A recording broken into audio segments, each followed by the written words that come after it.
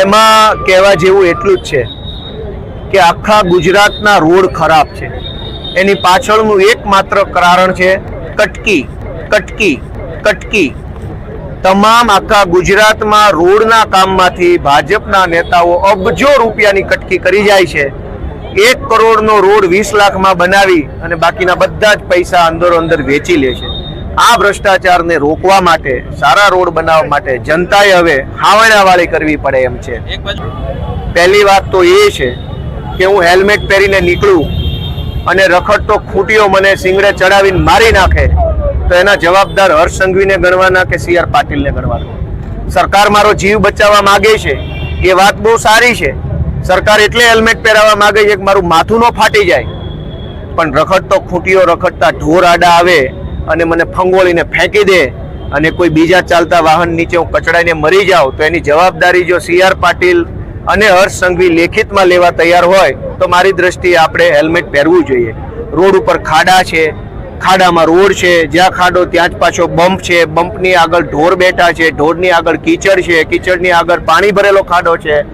આખી વ્યવસ્થા ખરાબ છે. છતાંય સરકારને રસ એટલા માટે હેલ્મેટ પહેરાવવામાં છે કે હેલ્મેટના નામે ઉઘરાણા કરવા છે, હેલ્મેટના નામે કરોડો રૂપિયાની પૈસા ભેગા કરવા છે અને એટલા માટે જબરજસ્તી હેલ્મેટના નામે કરે છે. સરકારે આપણો જીવ બચાવવો હોય તો અનેક જગ્યાએ જનતા સાથે જે અકસ્માતો બને છે એને રોકવાની કોશિશ કરવી જોઈએ. સરકારે આપણો જીવ બચાવવો હોય તો અનેક જગ્યાએ જનતા સાથે જે અકસ્માતો બને છે એને રોકવાની કોશિશ કરવી જોઈએ. કોંગ્રેસ તો 40 વર્ષથી નિષ્ક્રિય છે, આજકાલથી થોડા નિષ્ક્રિય થાય છે, અમને ફાયદો કરાવી દે.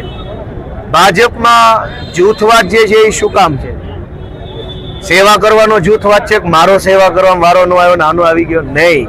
આ રોડના કોન્ટ્રાક્ટમાં જેને જેને કટકી ન મળે એ અંદર અંદર જૂથવાદ કરે છે કે ઓલા જૂથને 2 ટેન્ડર વધુ આપ્યા, મને કેમ 2 ઓછા આપ્યા. જૂથવાદ આ લેવલનો છે. રોડના કોન્ટ્રાક્ટમાં જેને જેને કટકી ન મળે એ અંદર અંદર જૂથવાદ કરે છે કે ઓલા જૂથને 2 ટેન્ડર વધુ આપ્યા, મને કેમ 2 ઓછા આપ્યા. જૂથવાદ આ લેવલનો છે. એમનો જૂથવાદ એમને મુબારક. અમે તો જનતા હારે જોડાયેલા માણસો છીએ, જનતાના અમે પ્રતિનિધિ છીએ, જનતામાંથી આવીએ છીએ. જનતાએ અમને આશીર્વાદ આપી અહીં મોકલ્યા છે તો ભાજપનો જૂથવાદ, કોંગ્રેસનો જૂથવાદ એ બધા એમને મુબારક. ભાજપનો જૂથવાદ, કોંગ્રેસનો જૂથવાદ એ બધા એમને મુબારક. અમે રાજકોટની જનતા, ગુજરાતની જનતા, ગુજરાતના ખેડૂતો માટે અમારા હાથે કંઈક સારું કામ થાય એવા હંમેશા પ્રયત્નો કરીએ છીએ. હવે ભાજપે એક આ નવી ટેકનિક ચાલુ કરી છે. ગમે એને 5000 રૂપિયા આપી અને અમારી સભામાં મોકલે છે અને અમારી સભામાં આવી અને દિલ્હી અને પંજાબના પ્રશ્નો પૂછે. હવે એટલી બધી દીર્ઘદ્રષ્ટિ તો 5000 રૂપિયાના કારણે એમનામાં હોઈ શકે. રાજકોટના ખાડા નથી દેખાતા, રાજકોટના ખાડા નથી દેખાતા, દિલ્હીમાં ખાડા છે, પંજાબમાં ખાડા છે, હરિયાણામાં ખાડા છે. રહેવું રાજકોટમાં ને બળતરા પંજાબની ક્યાં કરવી મારા વાલા? જ્યાં રહેવું ત્યાંની ચિંતા કરીએ. આપણા ગોદડા પલ્લી જાય તો ગામના ગોદડા બદલવાની કોશિશ ન કરવી જોઈએ. આપણા ગોદડા પલ્લી જાય તો ગામના ગોદડા બદલવાની કોશિશ ન કરવી જોઈએ. એટલે એ ભાઈને ભગવાન 100 વર્ષ નો કરે ને આમનામ બળતરા કરતો રહે એવું ભગવાનને હું પ્રાર્થના કરું. રાજકોટ મહાનગરપાલિકાની કોર્પોરેશનમાં જનતાનું શાસન લાવવાનો સમય આવી ગયો છે. રાજકોટ મહાનગરપાલિકાની કોર્પોરેશનમાં જનતાનું શાસન લાવવાનો સમય આવી ગયો છે. અત્યાર સુધી નેતાઓનું, ગુંડાઓનું, માફિયાઓનું, કબજો કરવા વાળાનું, ટાઉન પ્લાનિંગની નામે જમીનો પચાવી પાડવા વાળાનું શાસન હતું.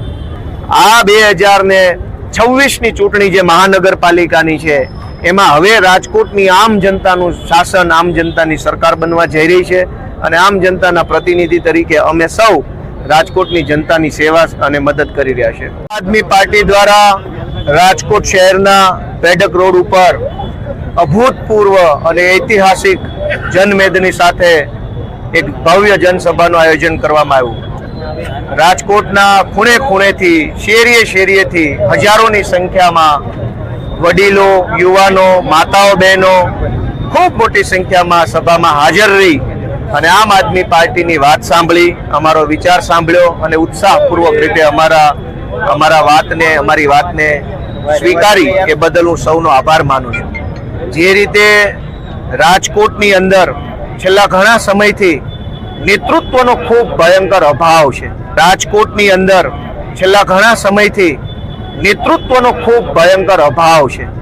જનતાની વાત સાંભળે, જનતાને આશ્વાસન આપે, જનતાની પીડામાં ભાગીદાર બને એવો કોઈ નેતા રાજકોટમાં વધ્યો નથી. પરિણામે અમલદારશાહી, તાનાશાહી, અધિકારીશાહી રાજકોટની અંદર હાવી થઈ ગઈ છે. અમલદારશાહી, તાનાશાહી, અધિકારીશાહી રાજકોટની અંદર હાવી થઈ ગઈ છે. રાજકોટની અંદર નેતાઓનું કોઈ વજન ક્યાંય પડતું નથી. માત્ર અધિકારીઓ જ બોસ બની ગયા છે. એના કારણે સામાન્ય જનતાને ખૂબ તકલીફો વેઠવી પડે છે. સામાન્ય જન્મની નોંધણી કરાવવાથી લઈ, મૃત્યુનો દાખલો કઢાવવાથી લઈ, આધાર કાર્ડમાં નામ સુધારવા સુધીની સામાન્ય બાબતો માટે પણ લોકોએ લાચારી વ્યક્ત કરવી પડે છે, પૈસા આપવા પડે છે, ભૈસાબ બાપા કરવા પડે છે. જો લોકોનું એક આધાર કાર્ડમાં નામ સુધારવા જેવું સામાન્ય કામ પણ હાથ જોડ્યા વગર, પૈસા આપ્યા વગર ન થતું હોય તો રાજકોટની અંદર 4 ખટારા ભરાય એટલા ભાજપના નેતાઓ શું કરે છે? આધાર કાર્ડમાં નામ સુધારવા જેવું સામાન્ય કામ પણ હાથ જોડ્યા વગર, પૈસા આપ્યા વગર ન થતું હોય તો રાજકોટની અંદર 4 ખટારા ભરાય એટલા ભાજપના નેતાઓ શું કરે છે? પણ વાસ્તવિકતા એ છે કે ભાજપના એકેય નેતાનું અધિકારી પાસે કે એમની સરકારમાં કે એમની પાર્ટીમાં કશું જ ઉપજતું નથી. એ બધા જ નેતાઓ માત્ર જનતાને દબાવવા માટે, જનતાનું શોષણ કરવા માટે મોખરે હોય છે. આજે આટલી વિશાળ સંખ્યામાં હાજર રહેલી જનતાની સંખ્યા અને તમામના ચહેરા ઉપરનો ઉત્સાહ એવું બતાવે છે કે વિસાવદરથી જે નવો રસ્તો નીકળ્યો છે, વિસાવદરથી જે નવો વિચાર અને નવું નેતૃત્વ નીકળ્યું છે એને રાજકોટ સ્વીકારે છે. વિસાવદરથી જે નવો રસ્તો નીકળ્યો છે, વિસાવદરથી જે નવો વિચાર અને નવું નેતૃત્વ નીકળ્યું છે એને રાજકોટ સ્વીકારે છે. રાજકોટ એ નવા નેતૃત્વની રાહ જોઈ રહ્યું છે.